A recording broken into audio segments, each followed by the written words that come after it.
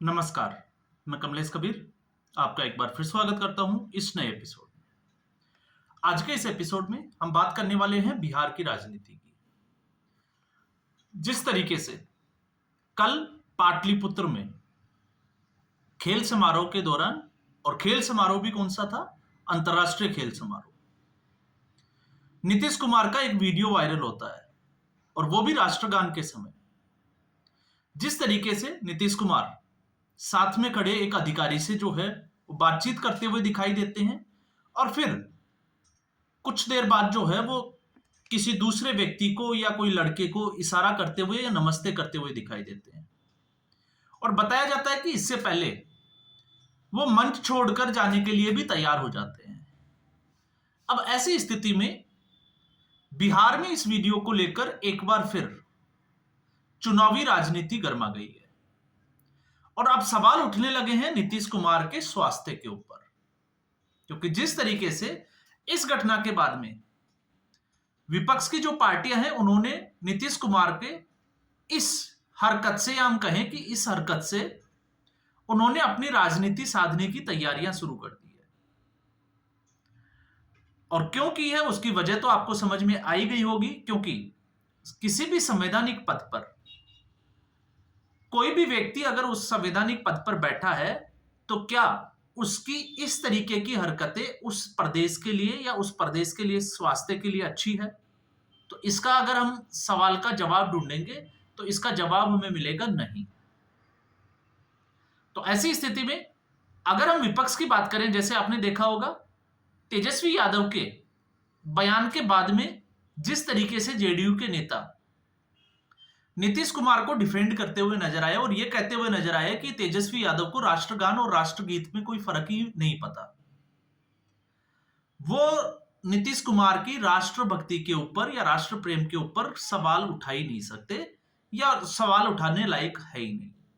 तो उन्होंने जिस तरीके से काउंटर किया, पार्टी और सत्ता पक्ष और विपक्ष आरोप प्रत्यारोप चलते रहते हैं, लेकिन यहां पर सवाल जो है वो अब जेडीयू और एनडीए के लिए सबसे बड़ी समस्या यह है कि इस सवाल का जवाब जो है वो जिस तरीके से दिया गया, क्या इसकी जरूरत थी, या फिर क्या यह कबूल नहीं कर लेना चाहिए कि नीतीश कुमार जो है वो अब राजनीतिक तौर पर कम से कम हम बात करें सत्ता के लिए तो फिट नहीं है।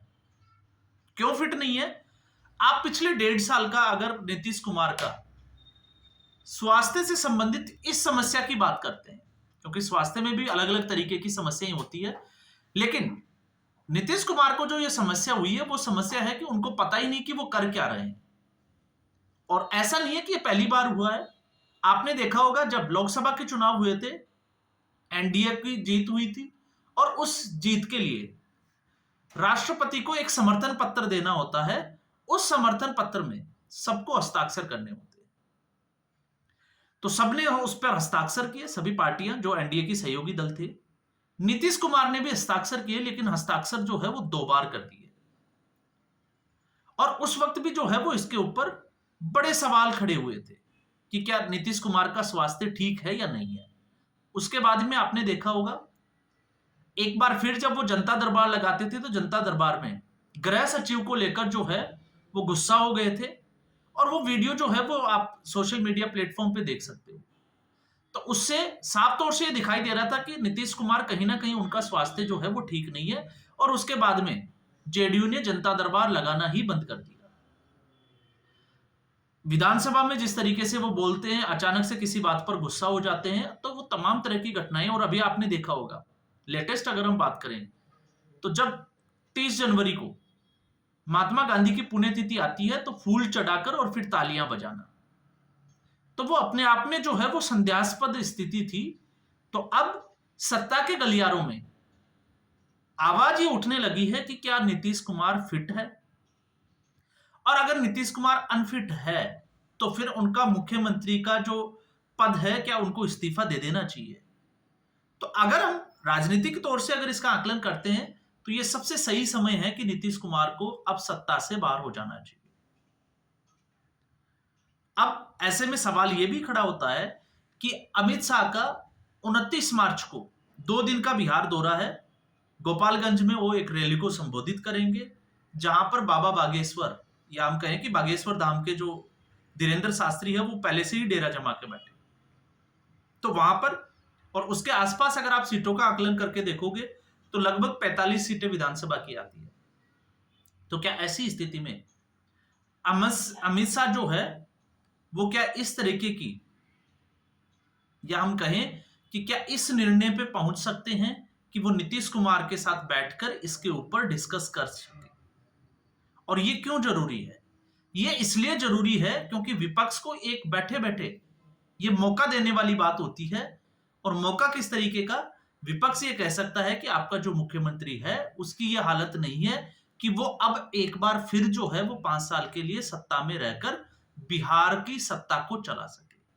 और जहां हम बात करते हैं जिस तरीके से तेजस्वी यादव के हमले के बाद में जेडीयू के नेताओं ने काउंटर करने की कोशिश की, तो वहां पर सवाल तो ये उठता है ना कि यहां पर जो काउंटर कर रहे हैं जेडीयू के नेता, तो राष्ट्र प्रेम और राष्ट्रभक्ति के ऊपर तो सवाल खड़ा नहीं होता, लेकिन सवाल खड़ा हो जाता है स्वास्थ्य को लेकर, राष्ट्रगान के अपमान को लेकर।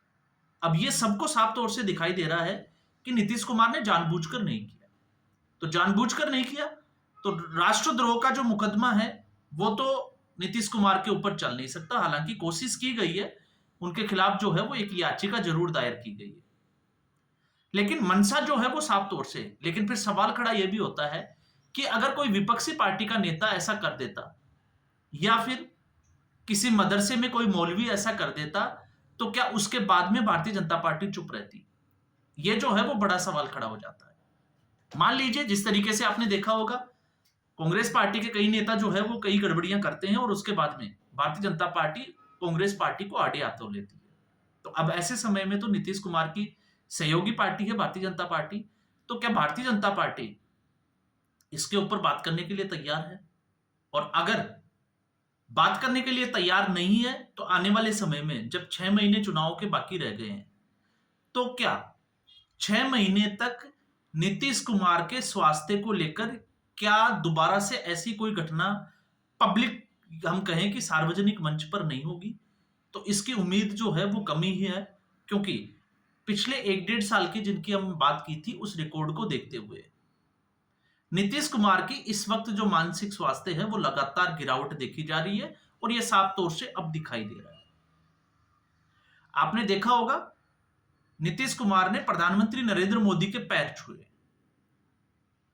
तो उस वक्त तो भारतीय जनता पार्टी, हम कहें कि प्रधानमंत्री ने बड़ी चालाकी से उस मौके को भुना लिया, ये कहकर कि वो लाडले हैं।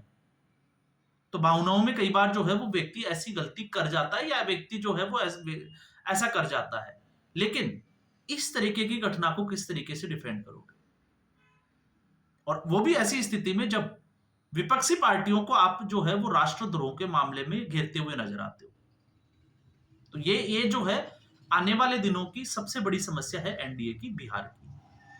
अब विपक्षी जहां पार्टी का हम बात करते हैं, तो आपने देखा होगा लालू प्रसाद यादव की पार्टी की तरफ से नायक नहीं खलनायक हूं, वो वाले पोस्टर जो है वो अब बाजारों में लगा दिए गए नीतीश कुमार को लेकर।